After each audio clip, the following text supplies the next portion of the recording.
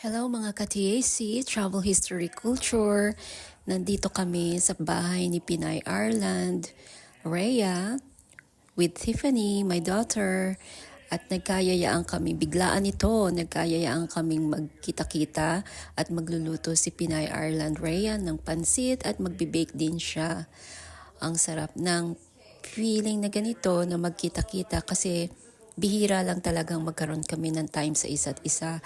At sa mga nagtatanong po, hindi ko po sila kapamilya, pero kapamilya po sa puso dahil magkakaibigan kami at dahil dito sa Ireland kapag nasa abroad at walang pamilyang kasama, para kayong magkakapamilya na dito.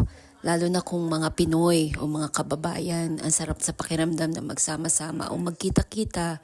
At yung mga anak namin, before, si Tiffany lang ang bata at saka ang anak ni Ilongga, ni Pinay Ilongga, Emily. Meron siyang panganay na anak na si Kilian at eto, may baby na rin siya.